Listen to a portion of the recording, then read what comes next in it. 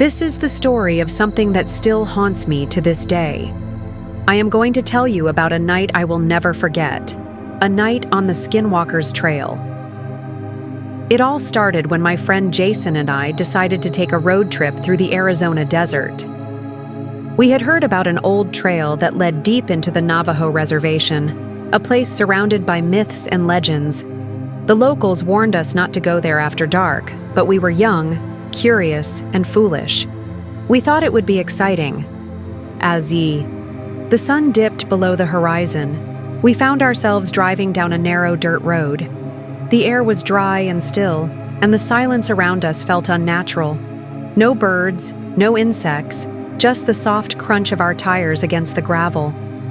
A chill ran down my spine, but I brushed it off. Jason, sitting beside me, laughed nervously. "Maybe we should turn back?"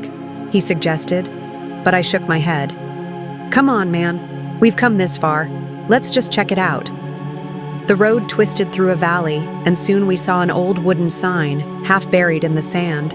The words were faded, but we could make out the name, Skinwalkers Trail. Jason muttered something under his breath, gripping the dashboard tightly.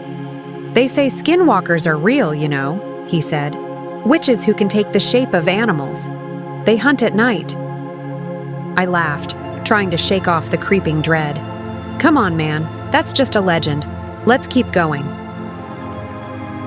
We continued down the trail, the headlights illuminating the path ahead. Then suddenly, we saw something. A figure stood in the middle of the road. At first, I thought it was a coyote or a wolf, but as we got closer, my breath caught in my throat. It wasn't an animal. It was something in between. It had the body of a human but the head of a deer, with hollow black eyes staring right at us. Jason gasped, "Turn around! Turn around now!" I slammed the car into reverse, but the engine sputtered and died. My hands shook as I tried to restart it. The figure took a step toward us, then another. Its long, clawed fingers twitched, and I swear I heard a whisper, a voice that wasn't quite human, calling our names. Jason grabbed my arm. "It knows our names." Panic surged through me. I twisted the key in the ignition over and over. Finally, the engine roared to life. I stomped on the gas, the tires kicking, up dust as we sped backward down the trail. But the thing wasn't gone. In the rearview mirror, I saw it running after us, faster than any human should be able to move. My heart pounded as I swung the car around, barely keeping control on the uneven road. The creature's shape shifted, its arms stretched unnaturally, its legs bending at odd angles. It let out a scream that didn't belong to any living thing. I could feel it inside my head, like 100 voices whispering at once. We tore down the road, desperate to escape. The town wasn't far now, just a few more miles. Jason kept glancing out the window, his face pale. "It's still there," he whispered. "It's following us." Then, the worst thing happened. The road ended in a dead stop, just an open desert beyond.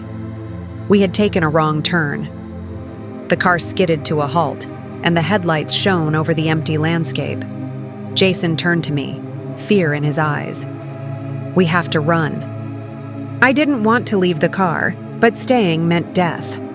We flung open the doors and sprinted into the darkness. The sound of footsteps followed us, many footsteps, but not all of them human. Some were heavy, like hooves, others light and quick, like claws tapping against the ground. Jason tripped, falling hard onto the dirt. I turned back, grabbing his arm to pull him up, but it was too late. A hand shot out from the shadows, yanking him back. He screamed, his fingers slipping from my grip. And then, silence. "Jason!" I shouted, but there was no answer. I was shaking, tears stinging my eyes. I wanted to help him, but I couldn't see anything. Then, in the distance, I saw a faint light, a cabin. Without thinking, I ran toward it, my breath ragged, my legs aching. The cabin looked abandoned, the door hanging open. I rushed inside, slamming it shut behind me. The room was dark except for a flickering candle on the table. My chest heaved as I pressed my back against the wall, listening. The footsteps had stopped. For a moment, I thought I was safe. Then, from the darkness, a voice spoke. "You shouldn't have come here." I turned slowly, and my blood ran cold. An old woman sat in the corner, her face hidden by the shadows. "They've marked you now," she whispered. "You saw them and they saw you. You'll never be free." I shook my head. "What are you talking about? Who are you?" She didn't answer. Instead, she raised a bony hand and pointed toward the window. I hesitated, but then turned to look. Outside in the moonlight stood Jason. Relief flooded me. "Jason!" I shouted, rushing to the door, but then I stopped. Something was wrong. Jason stood too still. His head was tilted at an unnatural angle, his arms hanging limply by his sides. His mouth stretched into a wide, eerie grin, and his eyes. They weren't his eyes anymore. They were black, empty voids. The old woman's voice came again, barely above a whisper. "That's not your friend anymore." I stumbled back, my heart hammering in my chest. Jason, or whatever it was, took a step closer. I could hear that whispering again, the same inhuman voices that had called our names on the road. My body screamed for me to run, but my legs wouldn't move. The old woman grabbed my arm. "Leave now, or you'll become one of them." With the last ounce of strength, I tore myself away and ran. I ran through the desert, through the endless night, never looking back. I don't remember how I got back to town. I only remember waking up in my car at dawn, covered in dust and sweat. Jason was gone. No one believed me. They said Jason probably wandered off and got lost. But I know the truth. The Skinwalkers took him.